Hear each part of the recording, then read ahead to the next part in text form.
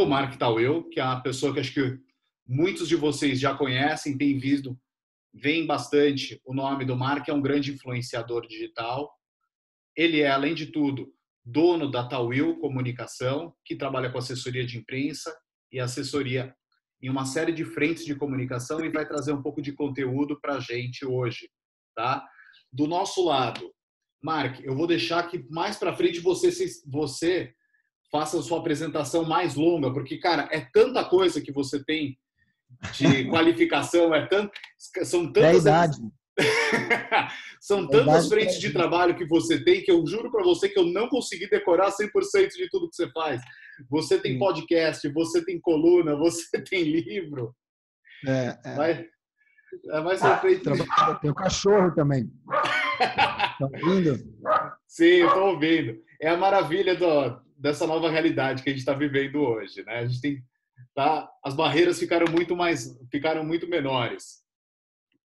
Nem me conta, cara. Isso aqui virou a minha pandemia, virou um pandemônio. Então, assim, eu estou nesse momento com 2 filhos, um cachorro, aquela loucura, meu filho comendo ração, minha filha mordendo meu filho, cara. É isso, né? Não é home office, é hell office. Mas estamos aqui. É ótimo. Obrigado a todas e todos presentes. É ótimo. Bom, quem somos nós da Reinvent Legal? A Reinvent Legal é a primeira escola voltada para profissionais do direito, não focada no direito tradicional. Ou seja, aqui na Reinvent Legal, a gente tem um interesse de capacitar os profissionais do direito em temas mais abrangentes do que o direito propriamente dito, em que o direito tradicional, vamos chamar assim.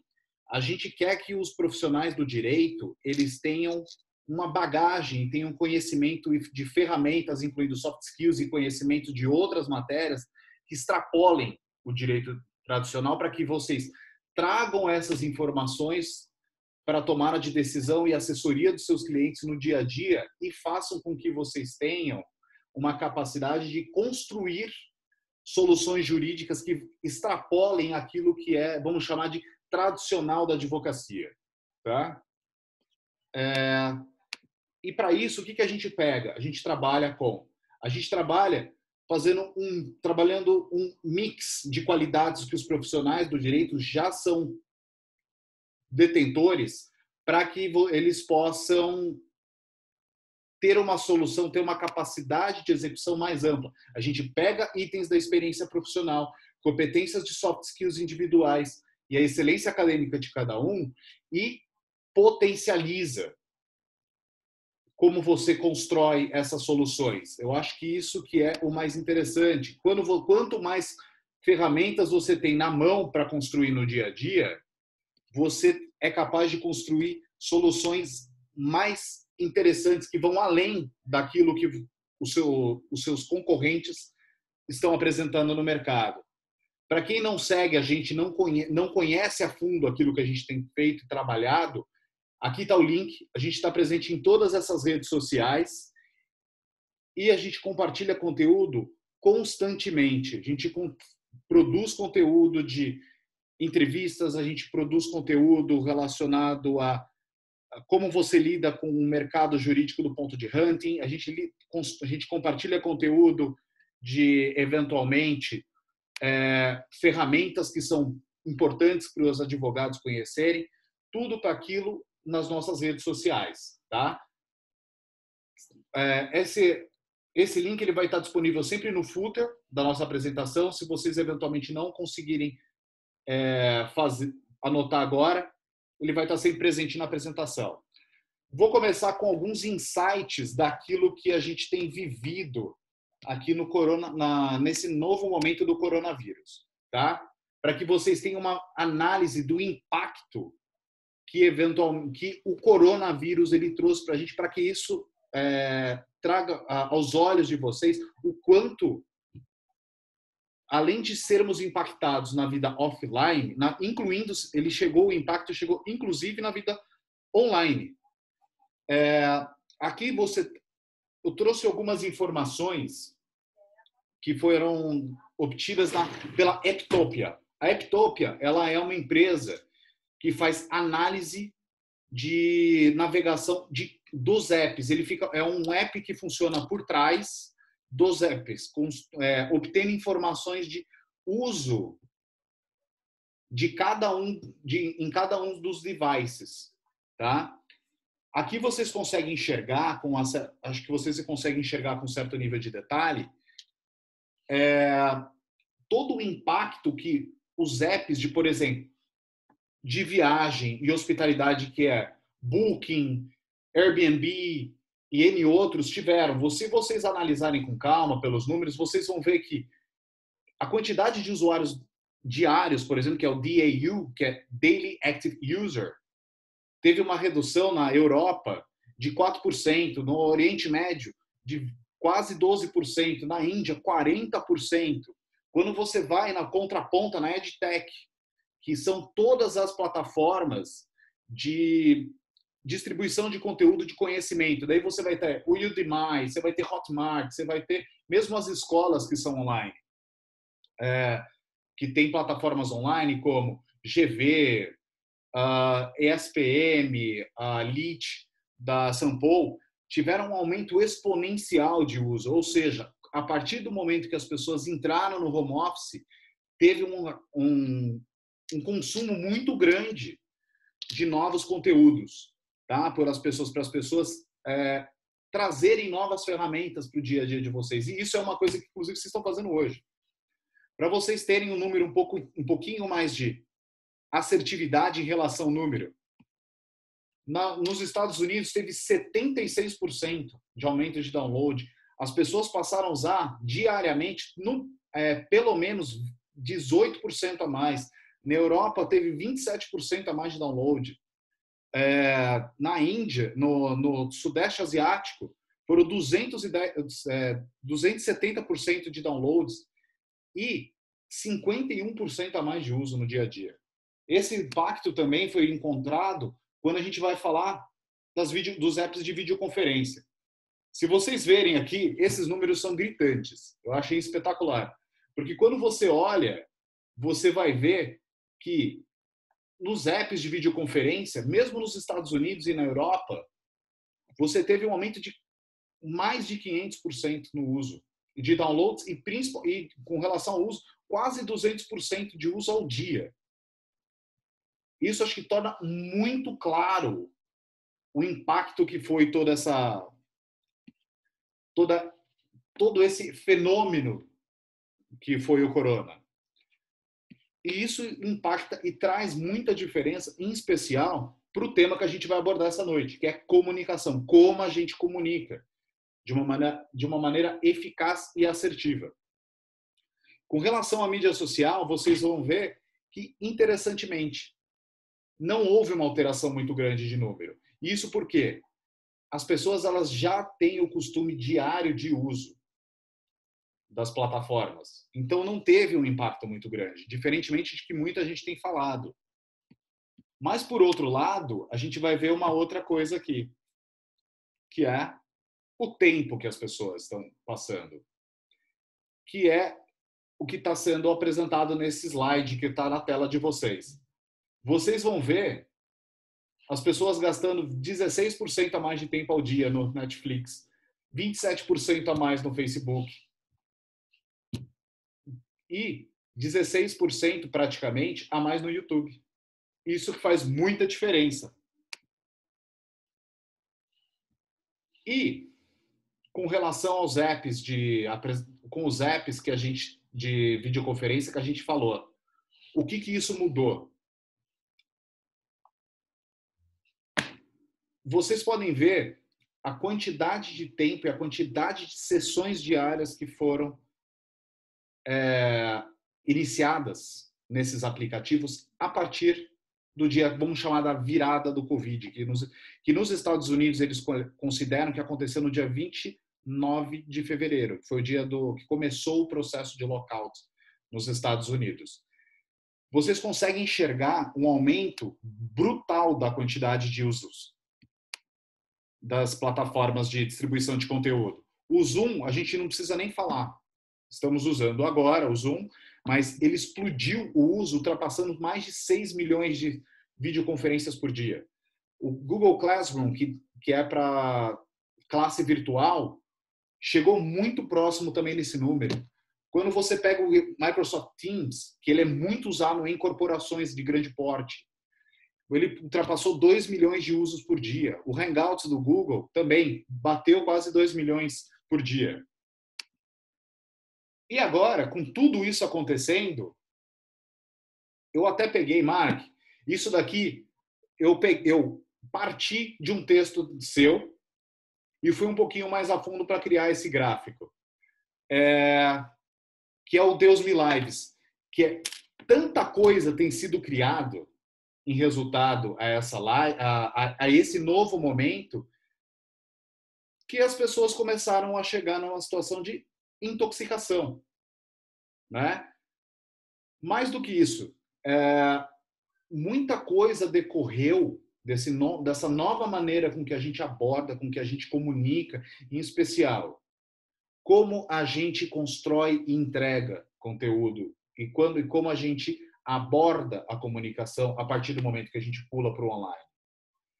Apesar de tudo que tem acontecido, muita gente cansada de gastar muito tempo dentro do Zoom, dentro de videoconferências e sendo chamada a todo instante para live, ainda assim, quando vocês olham os números, vocês vão ver que 60%, apesar de tudo, de tanto conteúdo que está sendo criado, elas enxergam valor, sim, no conteúdo que é entregue online, em live. Os grandes problemas que as pessoas estão encontrando quando elas entram e procuram este tipo de conteúdo é que eles julgam que 42,3% das pessoas julgam que essas lives, esses conteúdos, eles são entregues sem um nível de profundidade adequado. Ou seja, a pessoa entra na live e ela se frustra a partir do momento que ela começa a assistir. Segundo ponto, 40,4% das pessoas que buscam live, elas saem insatisfeitas porque o conteúdo das lives são de cunho eminentemente comercial. Ou seja, a empresa ela faz uso dessa forma de distribuir conteúdo para finalidade comercial. Isso não tem sido bem aceito pelas pessoas. E um outro dado, o último, que é um dado a título de curiosidade. 80% das pessoas, apesar de estarem preferindo o home office, elas estão vivendo em um estado de ansiedade. E isso é extremamente, no mínimo, preocupante para todos nós. Né? Em que é uma sociedade que nós brasileiros já somos conhecidos por sermos ansiosos.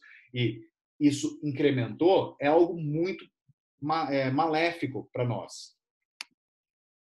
Por fim, aqui eu trouxe um paralelo de duas pesquisas que foram feitas.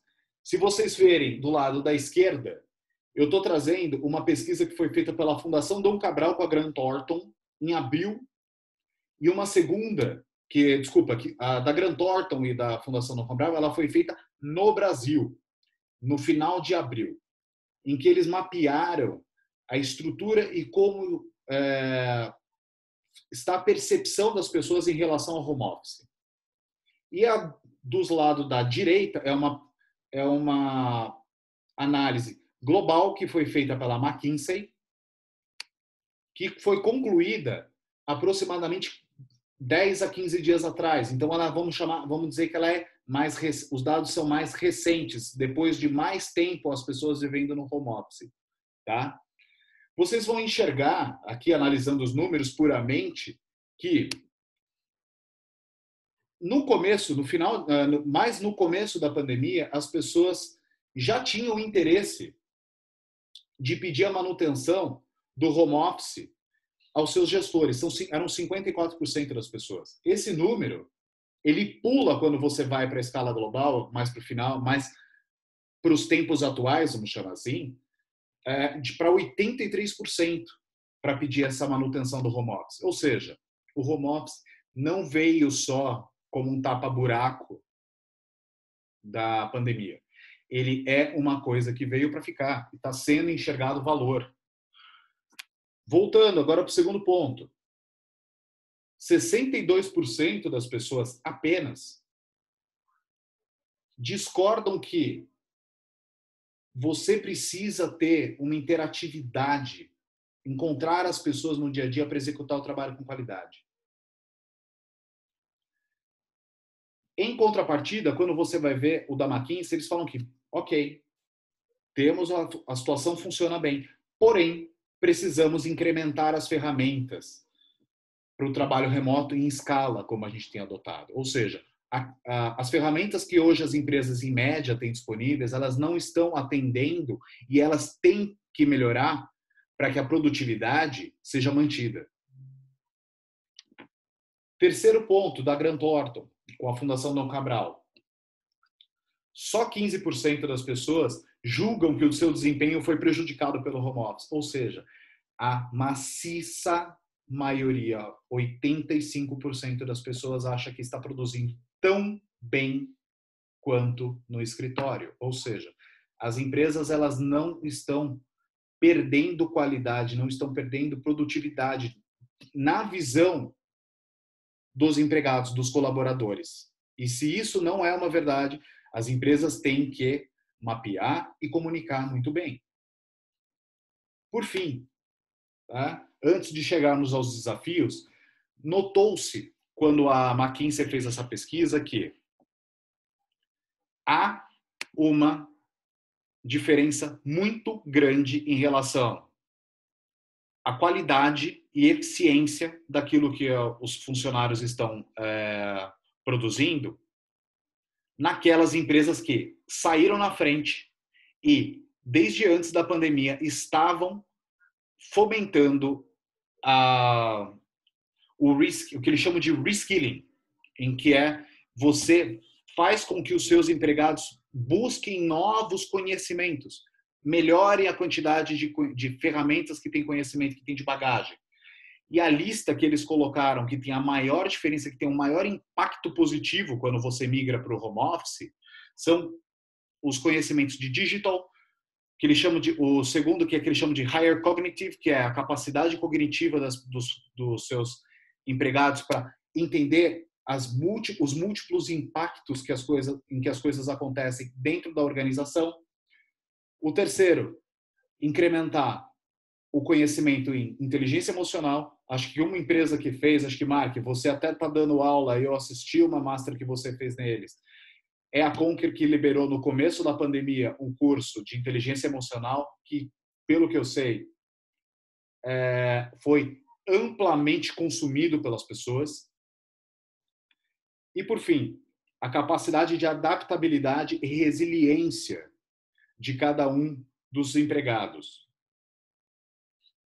Em relação agora que é a parte dura, que são os desafios. A Grant Thornton enxergou que, hoje, a maior dificuldade que as organizações têm para fazer uma migração de home office adequado é a aceitação plena dos gestores que o home office é igualmente eficaz. E isso, se vocês avaliarem pelos outros dados, isso fica muito claro.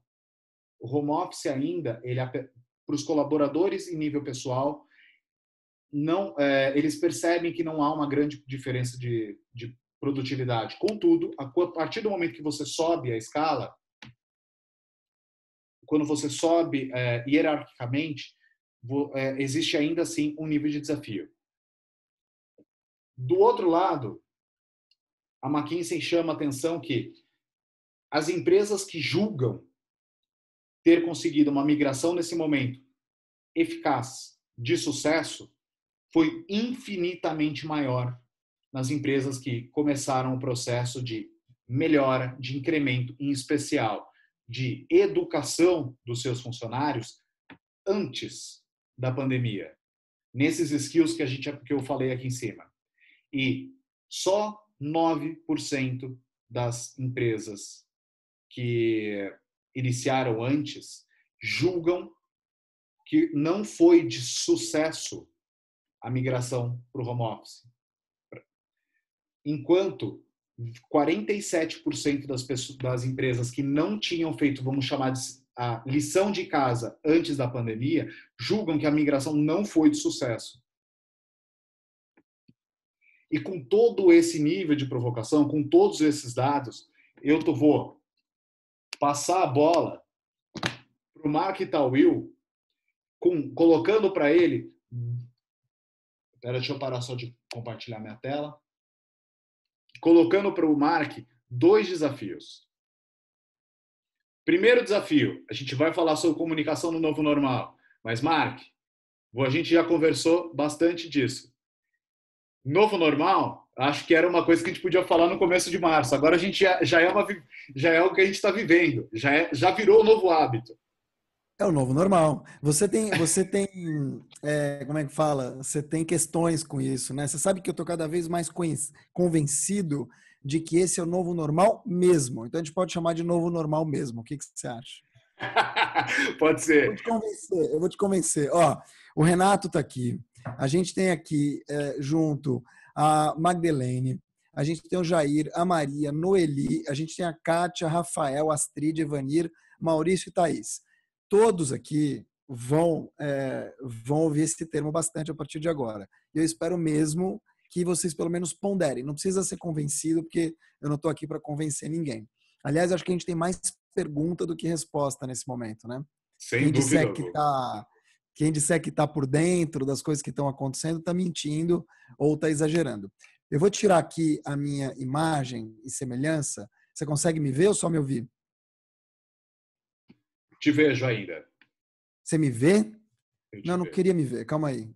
Eu quero ler tipo em off. Calma. Você precisa vir aqui em cima em View Options e ele vai abrir o menuzinho no teto e você aperta. Ah, olha que safadinho. Pera aí, um minuto. Se eu interromper o vídeo, eu paro de usar o slide também ou não? Não, né? Tcharam, você tá me ouvindo? Ouço você. Maravilha. E não me vê? E não te vejo. Ótimo. Então vamos nessa. Fechar meu vídeo Pessoal, também. Vamos começar então com essa provocação inicial. Será que a gente está vivendo um novo mundo? Será que esse mundo que a gente está neste momento, não vou dizer transitando, porque a gente está em casa na maioria do tempo, mas será que esses 90 dias que a gente está, ou quase 100 dias, mais tempo dentro do que fora, já transformaram o mundo? Será que esse tempo já mudou o que a gente está vivendo a ponto de dizer estamos num mundo novo? Não sei. Como eu falei aqui, a gente tem mais perguntas que respostas. Então, a gente dizer que é um novo mundo, eu acredito que seja um pouco, não vou dizer pedante, mas acho que é um pouco de exagero.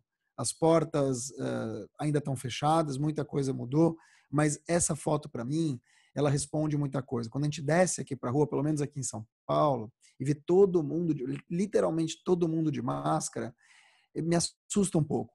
Né? Ainda é, para mim, uma imagem muito chocante, imagino para muita gente também. E aí você vai me dizer, bom, é transitório. É, mas não é. Porque a gente tem um fenômeno chamado novo normal. E goste dele ou não, quando a gente fala em normalidade, você pode olhar para 4 meses atrás e dizer, bom, violência não é normal. Verdade. Racismo não é normal. Também. A gente tem misoginia, transfobia e só dos preconceitos. A gente tem problemas de trabalho, a gente tem trânsito infernal, a gente tem aviões explodindo no ar. Tudo isso não é normal, ou pelo menos não é desejável, mas é a estabilidade que a gente vivia. Quando a gente fala em novo normal, que a gente sai para a porta e vai pegar a chave do carro e uma máscara, quando neste momento, pelo menos, a gente está para entrar numa loja e precisa fazer uma fila indiana com 1 metro de distanciamento, ou a preocupação de limpar as mãos o tempo todo, a questão do álcool gel, evidente que é transitório, mas é uma situação de normalização ou de naturalização daquilo que é excesso ou excepcional. Então, naquele momento e daqui para frente, umas situações de exceção que vão se normalizar, vão se naturalizar, podem ser chamadas de novo normal. Evidente que tem 95% das coisas que vão ser mantidas. As pessoas não vão deixar de viver como viviam, porque 4 meses na vida o mundo ficou de pernas para o ar. Mas existem sementes que estão sendo plantadas nesse momento e que vão germinar, não hoje nem amanhã, que podem sim ser chamada de uma nova estabilização, uma nova naturalização daquilo que a gente sempre chamou de normal. Existe uma mudança no ar. E essa mudança promovida por esse bicho aqui, que é horroroso, e é chamado coronavírus, a Covid-2019. Covid-2019 que hoje já matou, segundo dados não oficiais, porque são dados levantados pela imprensa, a gente nem tem, aliás, a gente não tem nem ministro, para começar, né?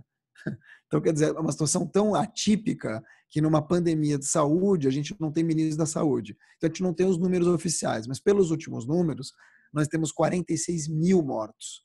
A gente tem 950 mil infectados, só no Brasil. Infelizmente, uma dessas vítimas que não foi contabilizada foi meu pai. Eu perdi meu pai para a Covid em 25 de março. E foi muito doloroso. A gente voltou da França, infectados, todos nós, e ele faleceu 6 dias depois. Para dizer o quê? Todo mundo nessa guerra perde alguma coisa ou alguém. A gente está em guerra em tempo de paz. Então não tem milagre, não tem vencedor. Todo mundo vai perder. E essa grande crise, ela está estruturada, ao meu ver, em 3 pilares. Os 3 pilares são saúde física ou saúde financeira e saúde mental. As pessoas têm medo de morrer, as pessoas têm medo de empobrecer e as pessoas têm medo de ter um problema mais sério, de ver se aprofundar uma crise de saúde ou uma crise de, enfim, uma depressão ou outros males que podem vir em decorrência dessas perdas todas. Por que essa crise é tão diferente das outras, já que a gente está na Covid-19 e teve muito mais coisa antes? Porque as pessoas temem um colapso da saúde que já está acontecendo. Elas temem não conseguir nem ser internadas. Uma transmissibilidade do vírus maior. Elas temem por suas famílias, pelos filhos, pelos pais. Não sabe quando isso vai acabar. Não sabe como vai pagar as contas. Não sabe como é que vai ser o trabalho daqui para frente, como é que elas vão gerar renda. Elas temem pela saúde mental, elas temem inclusive uma próxima pandemia. Essa pandemia, ela mudou tudo. Ah, mas eu continuo igual. Continua. Mas, de novo, existem sementes que você não percebe, mas que já estão sendo plantadas. Agora há pouco, de maneira brilhante, o Maurício trouxe inúmeras mudanças de empresas que escalaram e que não vão empobrecer depois disso, elas só vão continuar. Na minha agência mesmo, a Tauil Comunicação, a gente tem 4 colaboradores que devem ficar em home office at all. Claro que a gente vai fazer uma adaptação, mas a ideia é que eles não atravessem a cidade, que eles não virem robôs dentro do trânsito, perdendo 3, 4, 5 horas do dia nisso. Então, essa pandemia, ela define novos hábitos, novos comportamentos. E, segundo a WPP, que é um grande grupo de agências de publicidade, os fatores que vão moldar a nova sociedade são 5. Mobilidade, já que as pessoas vão circular menos e talvez circulem de uma outra forma. A gente vai ter uma mudança por conta da alteração da vida social, e aí vai desde a mascarinha aqui sendo pega para ir trabalhar, até a maneira como a gente consome um cinema. Já pensou você ir no cinema hoje e você levar a sua namorada, seu namorado, seu marido, sua esposa ou seu filho, e você tem que estar longe um do outro? Para que você vai? Então, esse tipo de questionamento vai vir muito forte. Restaurantes, a mesma coisa. A gente vai pagar ou continuar pagando restaurantes caros, ou a gente já percebeu que dá para fazer uma coisa parecida em casa? Assim também é o consumo de notícias ou o consumo de entretenimento. Existe uma infoxicação no ar, como o Maurício comentou, que é um Deus me live mesmo, é um Deus nos acuda. Se você ligar agora o número de lives, eu vou dar um número para vocês hoje. Esta daqui é a minha 4ª live, entre live e palestra. Eu vou ter mais 2. Eu vou ter passado 6 horas na frente da tela hoje. Ah, mas você trabalha com comunicação. Trabalho, mas eu trabalho com comunicação. E esta live de hoje aqui, o que eu estou fazendo aqui com vocês, é uma live beneficente. Eu não estou recebendo por ela. Nem receberia. Onde que eu quero chegar? Não é tudo que você faz que você rentabiliza. Existe uma entrega tua para outras coisas que importam também. Então, o excesso de informação é, na verdade, você não conseguir digerir. A quantidade de lives, a quantidade de livros, tudo aquilo que te falam, é muita coisa. E no confinamento, esse número dobra ou quadruplica. Fatores emocionais e uma rotina diária alterada. A gente está mudando os nossos hábitos. Então, a gente toma as novas decisões.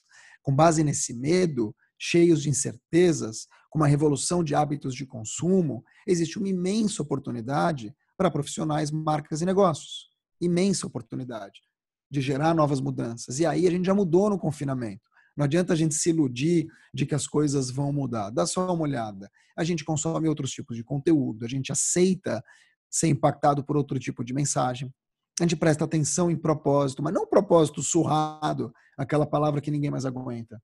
A gente identifica isso, como eu falei para vocês, Porque a gente está mudado. A gente aceita entender por que as pessoas têm propósito, o que elas querem dizer com isso.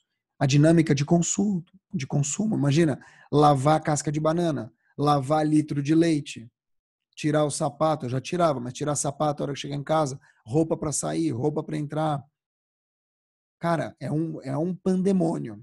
Só que o pandemônio, que é a goteira, você consegue,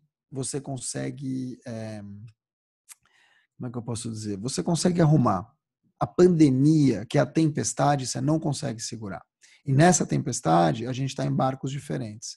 A gente tem uma questão séria acontecendo, que nem todos têm as mesmas oportunidades.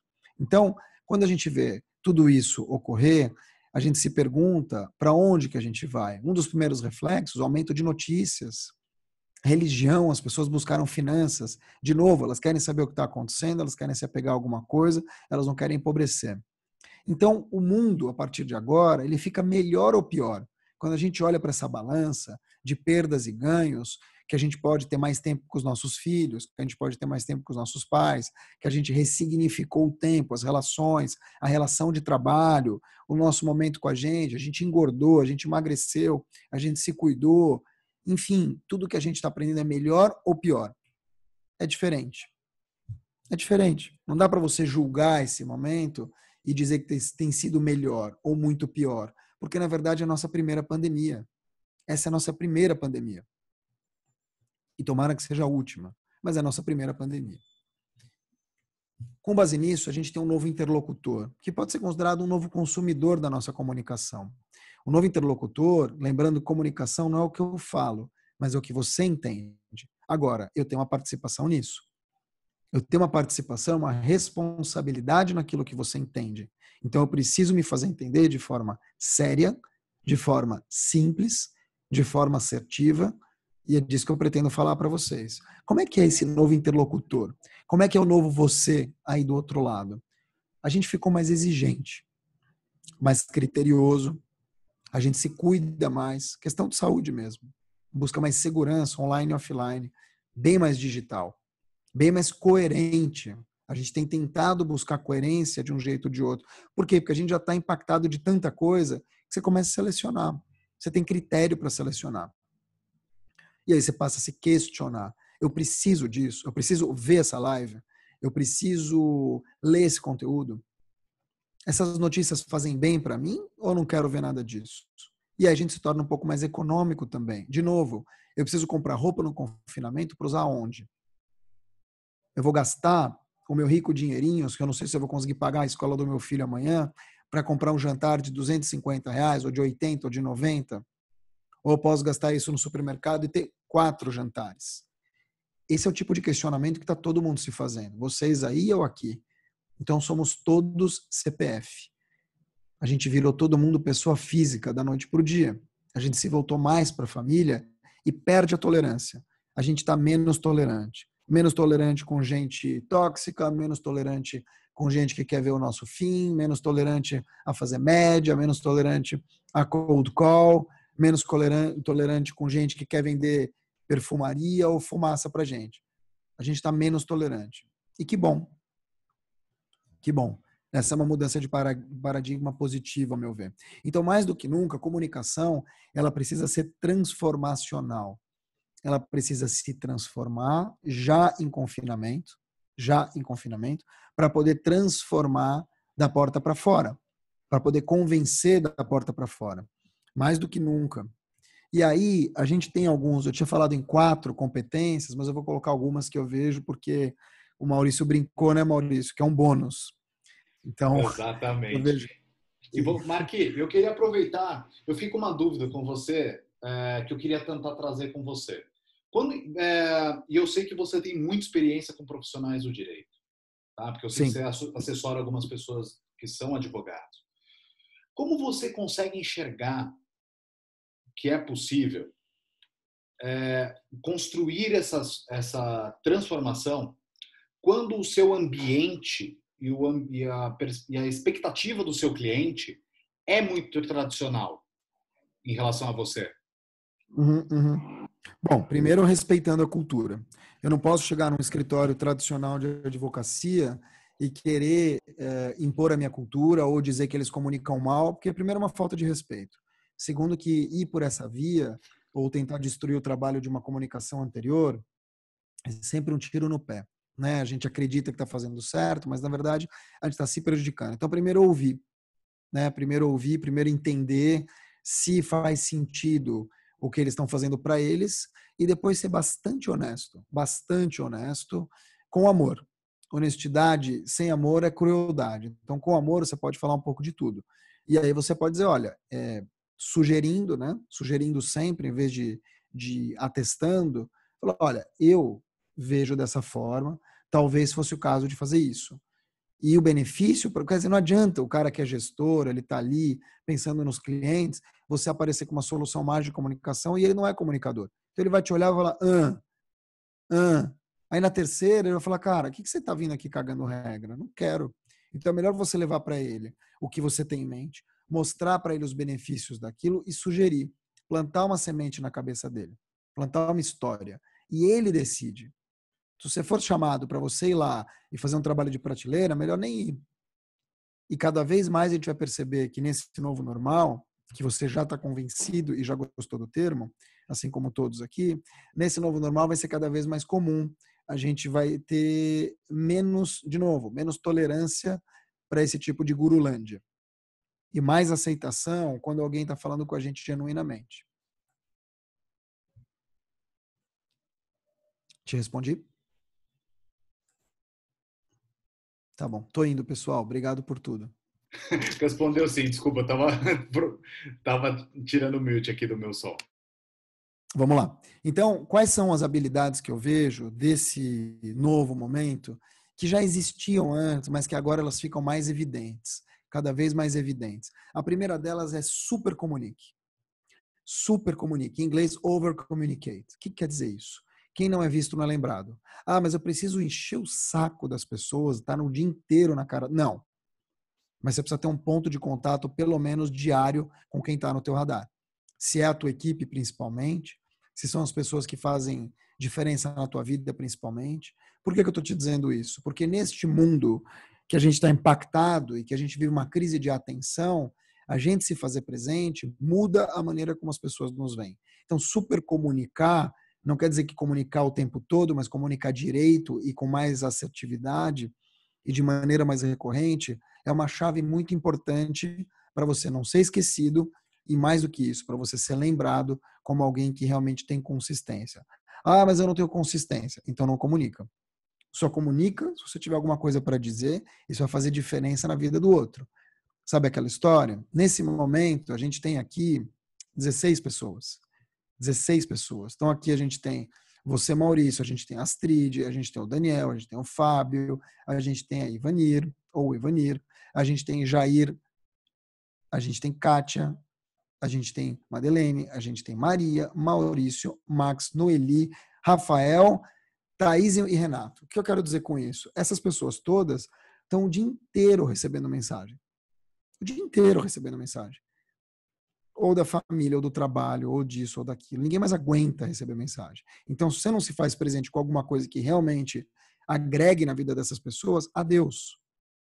Tchau. Então, comunica, se você tiver alguma coisa para comunicar e, de preferência, alguma coisa que seja interessante, que faça diferença na vida das pessoas. Como diz a Kátia Gadelha, não basta a galinha botar ovo, tem que cacarejar. Que beleza. Belo exemplo, obrigado. Aqui a Kátia mudou a história dessa live. Olha só. Vamos lá. Super comunicar. Obrigado, Kátia. Diversifique os canais. Diversifique os canais. Ah, mas eu sou muito conhecido no LinkedIn. Ótimo. O cara que não acessa no LinkedIn naquele dia não te viu. Ah, mas eu adoro Instagram, não tem outra rede. Beleza, em algum lugar você vai ter que aparecer além do Instagram. Dá um pau no Instagram, você perdeu tudo. Então, diversificar os canais de comunicação, especialmente se você é pessoa jurídica, é essencial para você impactar mais gente. E mais do que isso, para você aprender a se comunicar. Uma coisa é eu me comunicar aqui falando com vocês, outra coisa é escrever um texto. Outra coisa ainda é eu fazer um texto na rede social.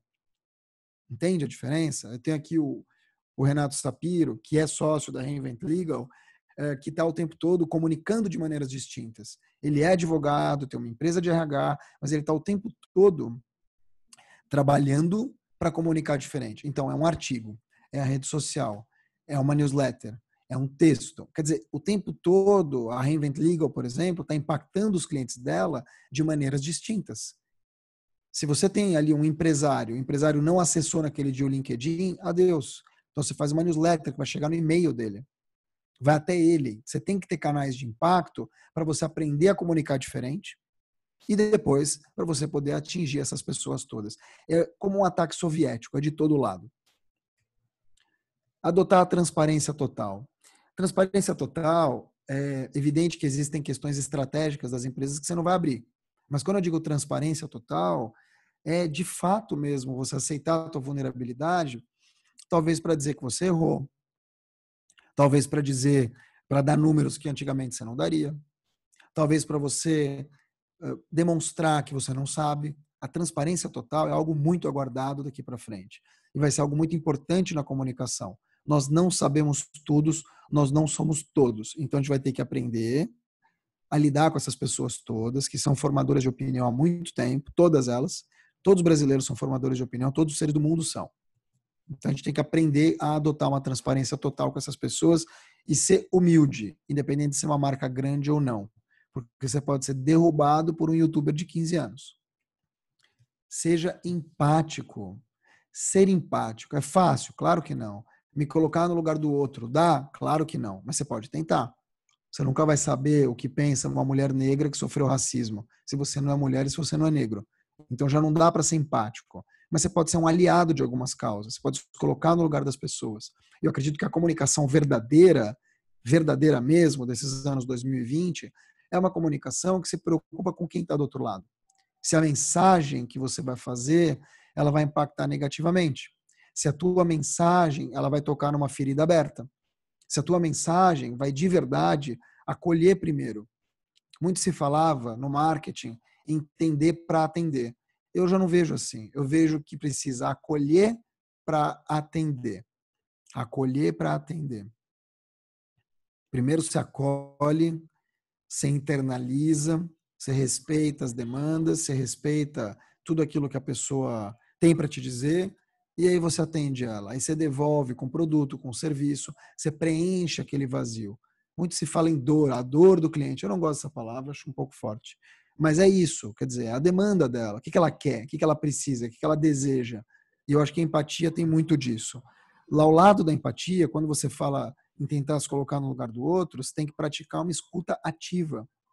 Uma escuta ativa, não é uma escuta passiva de ouvir, ok. A escuta ativa é aquela que te provoca a refletir e a devolver aquilo que você escutou.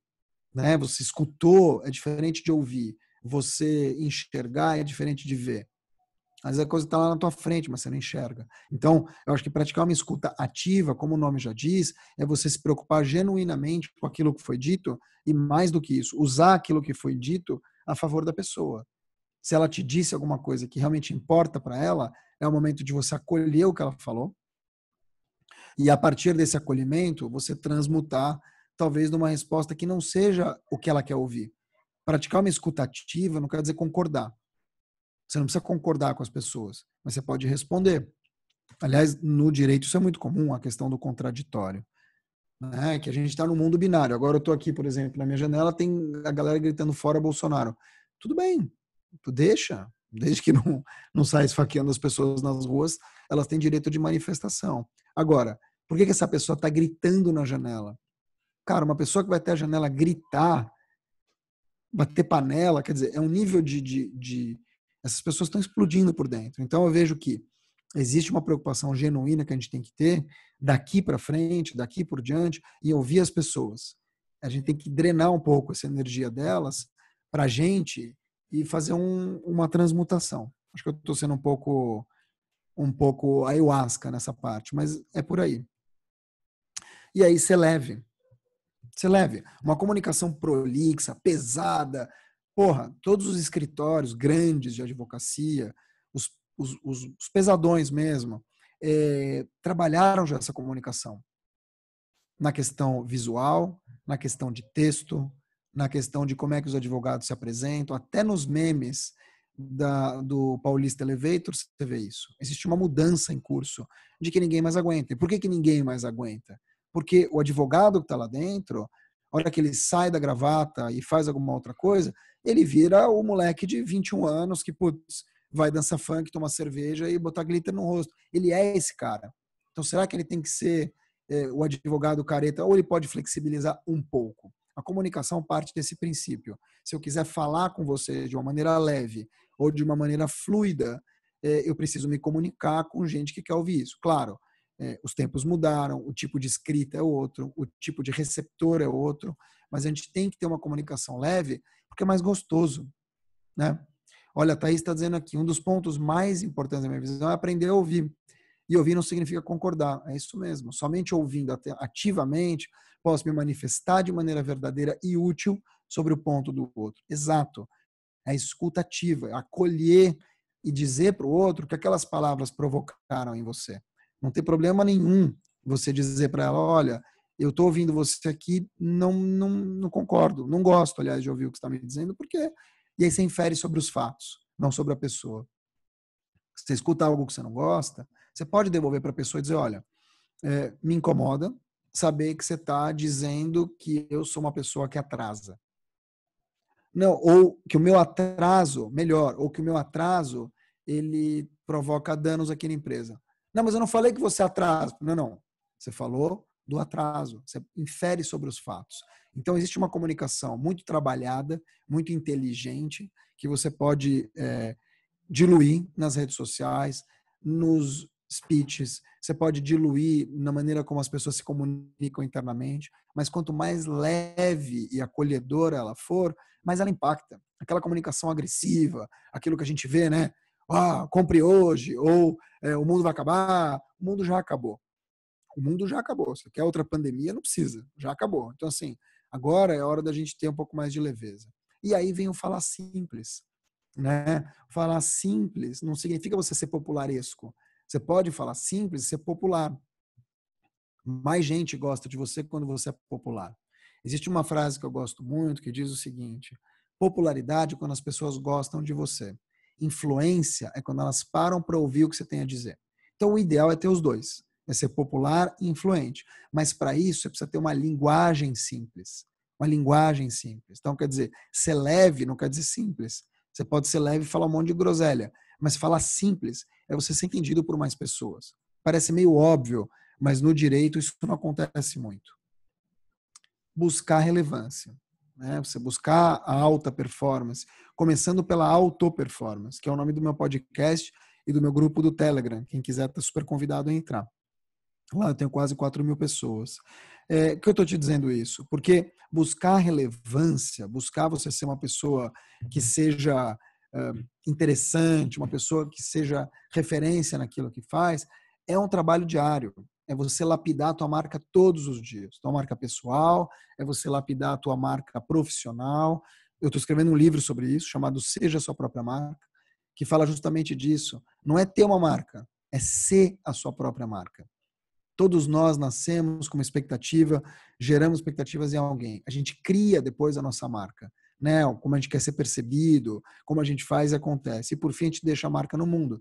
E isso faz parte de uma relevância. Você não precisa ser conhecido por 1 milhão de pessoas, ter alcance. Não é isso. Mas você precisa ser relevante. Você precisa protagonizar na vida dos outros e não na sua própria. E por fim, seja excelente. Seja excelente.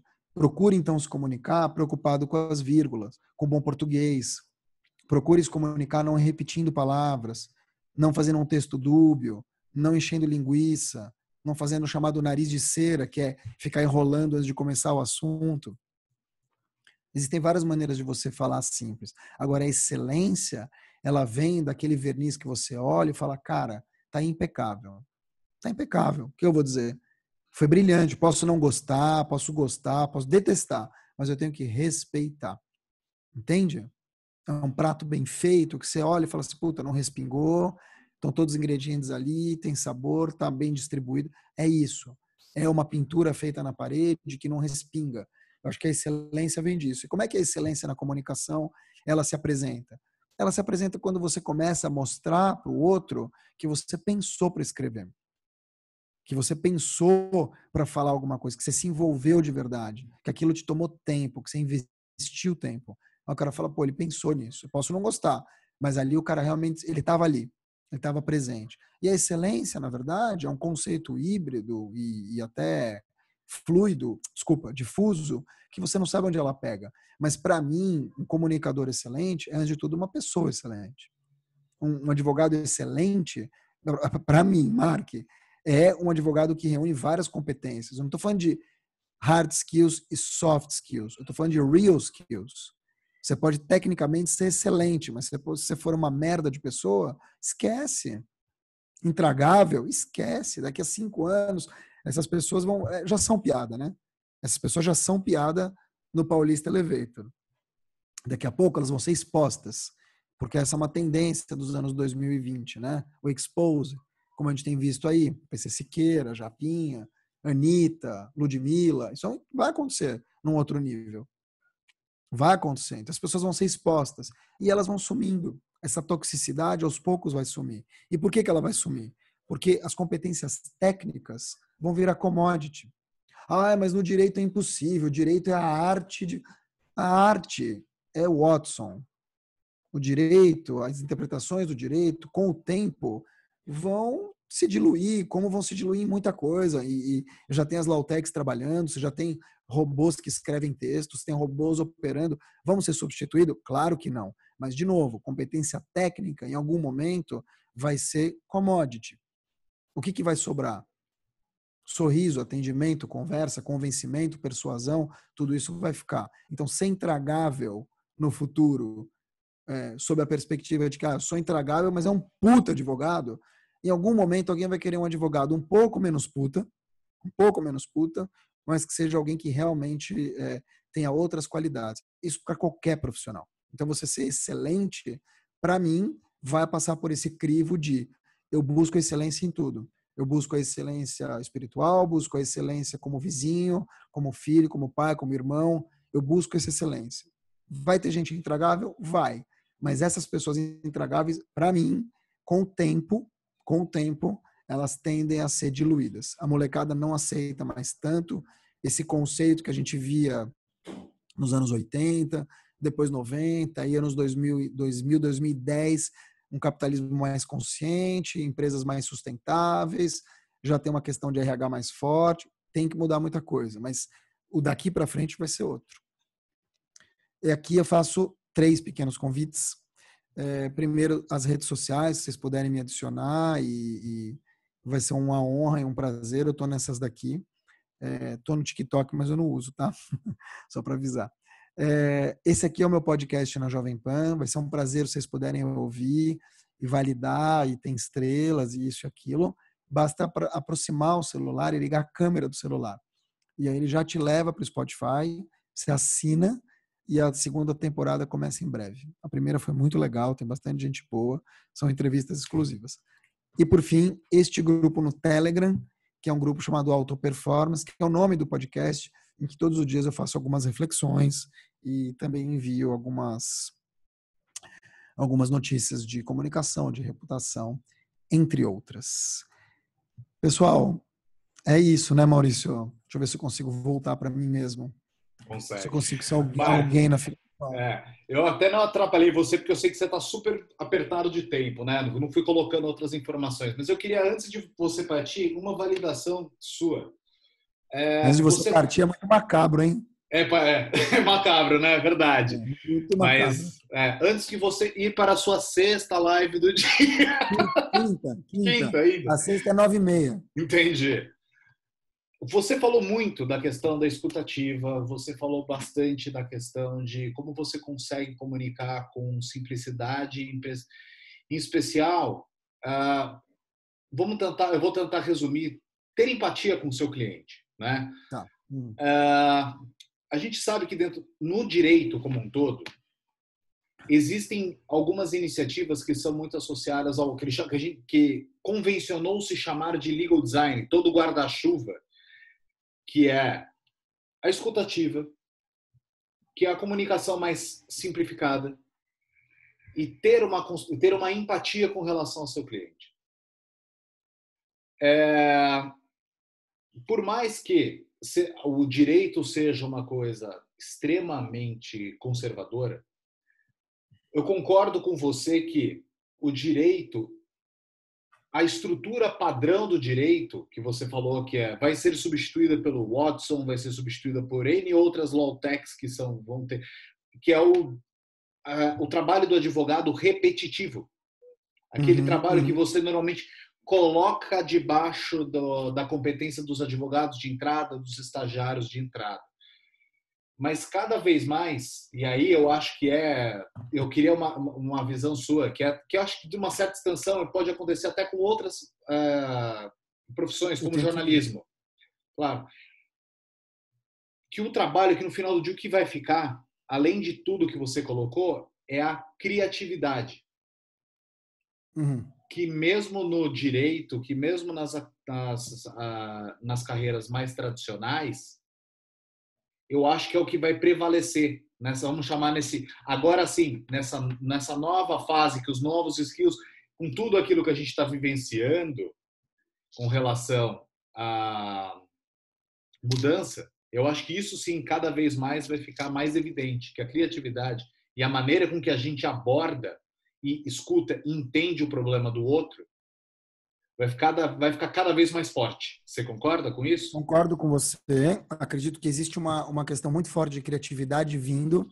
Não aquela criatividade de Pablo Picasso, aquela criatividade colorida, mas é uma busca por uma inovação que é você resolver problemas novos com base em estudos novos. E por quê?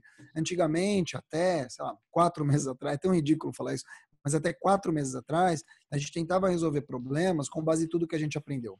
Agora a gente vai ter que resolver problemas com base naquilo que a gente não aprendeu. E esse é o problema, aí que está a criatividade. É uma coisa meio MacGyver, para quem viveu os anos 80. Com um fósforo um fósforo e um chiclete, você vai ter que fazer uma bomba. É isso. É a famosa capacidade. Vamos lá, claro. É a famosa a capacidade de aprender e desaprender, né? Que a gente vai ter que vivenciar cada vez mais. Mark, super obrigado por ter ajudado a gente, por ter compartilhado o seu conhecimento com a gente. Foi ótimo. Eu adorei a tua exposição. Tenho certeza que todo mundo aqui que está assistindo adorou. E, em especial, quem não conseguiu ou quiser reassistir, a gente vai colocar o conteúdo na live, da live no YouTube, né, da Reinvent Legal. E tenho que ir, cara, estão me ligando aqui. Vai lá. Eu vou entrar numa 8 horas em ponto. Gente, um beijo, obrigado e perdão. Valeu. Até mais. Pessoal, eu vou continuar aqui, eu tenho uma conclusãozinha que eu vou fazer aqui, que é muito para quem é advogado. É muito importante que nós, advogados, a gente passe a entender tudo o que o Mark trouxe com relação à empatia, com relação à forma de comunicar, em especial, ouvir o problema do seu cliente. Por quê? Com a escuta ativa, usando N outras ferramentas, inclusive algumas que a gente até ensina, já traz e aborda muito na escola, que é o Design Thinking, em especial, você tem a capacidade de mapear com excelência aquilo que é o problema do seu cliente. E com isso, você vai conseguir construir soluções muito mais eficazes, se comparados àqueles profissionais que não têm essa ferramenta no seu cesto de utilidades, vamos dizer assim. Vou voltar aqui para agora vir novamente para minha conclusão.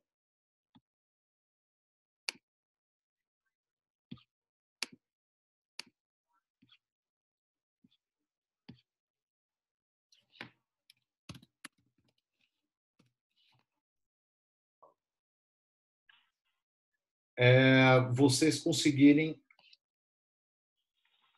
considerar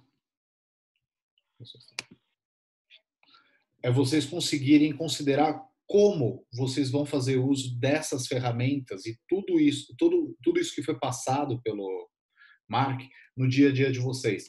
é uma construção de uma narrativa junto com o teu cliente mais simples, mais direta, escutar e entender muito bem o dia a dia com o seu cliente em cada uma das interfaces, é comunicar com seus colegas de trabalho de uma maneira mais direta, mais aberta, transparente, admitir erro, de uma maneira em que fique cada vez menos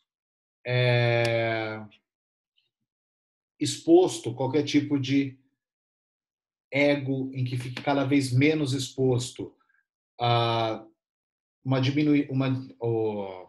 diminuição entre as pessoas, que você não possa errar. O ambiente que aceita o erro é uma coisa que é parte das novas empresas. E se é parte das empresas, também deve ser parte do escritório de advocacia. É óbvio que que erros na advocacia podem trazer consequências, devem ser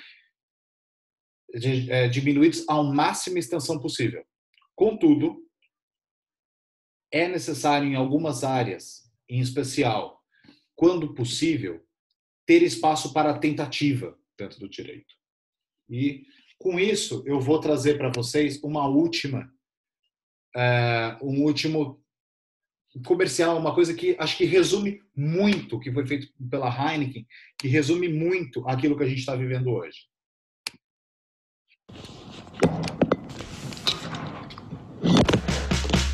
That's life.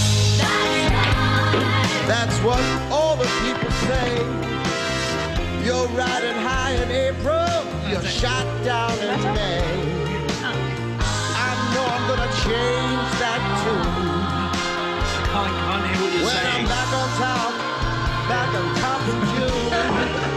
I say that's life, and as funny as it may seem, some people get their kicks stomping on your dreams. And if I didn't think it was worth one try, I'm gonna roll myself up in a big ball and fly. Oh, I fly. Oh, yeah. Bom, pessoal, por hoje foi só isso. Agora a gente vai trazer um pouquinho daquilo que vem pela frente de baixo da Reinvent Legal, tá? O próximo seminário que a gente vai ter é um seminário sobre gestão de projetos, que vai acontecer no dia 9 de julho. E vai contar com a presença do Luiz Fernando Rebelo, que é o responsável pela parte de Legal Ops da Johnson & Johnson, da América Latina. Como responsável pela parte de Legal Ops, o Luiz Fernando, que é engenheiro, ele trabalha muito com sistemas e trazendo inovações para o departamento jurídico da Johnson & Johnson, de incremento de eficiência nos processos, melhora de processo no dia a dia, e é também o gestor financeiro do departamento jurídico da Johnson & Johnson. Depois disso, além disso, a gente tem, acho que alguns de vocês já conhecem, não necessariamente 100% das pessoas conhecem. Nós temos, aqui eu estou mostrando para vocês alguns dos produtos, dos conteúdos que nós já estamos distribuindo, que já estão disponíveis online nos nossos canais. Primeiro, a gente tem o Retalks, que é tocado pelo Renato Sapiro, que é um programa de entrevistas com alguns dos principais executivos jurídicos do mercado brasileiro, e não só brasileiro, mas e que a gente aborda de uma maneira leve, descontraída, um pouco de quais são os desafios do dia a dia, qual que é o background dessas pessoas e principalmente quais são as histórias desses profissionais para chegar até lá. Também a gente traz o De Frente com o Headhunter, em que eu e o Renato Sapiro a gente bate um papo a cada 15 dias sobre um tema específico escolhido por vocês.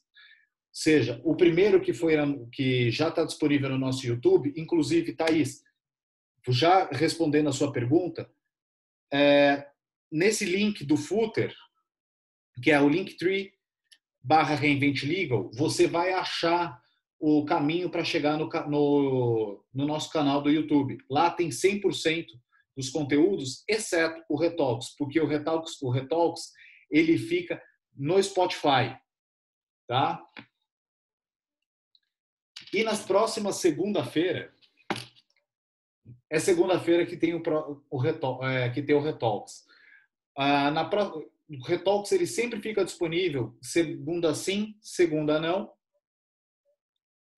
E o próximo convidado, a gente ainda é uma surpresa. Ele é o sócio de um dos maiores escritórios de advocacia do Brasil.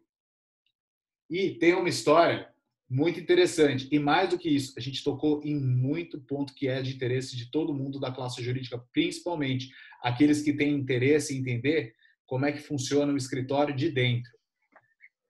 Maurício, diz lá, Renato. Só falar brevemente, é o seguinte, imperdível. Só digo isso para vocês. Mostrou as realidades, as mazelas do direito e não só o sucesso.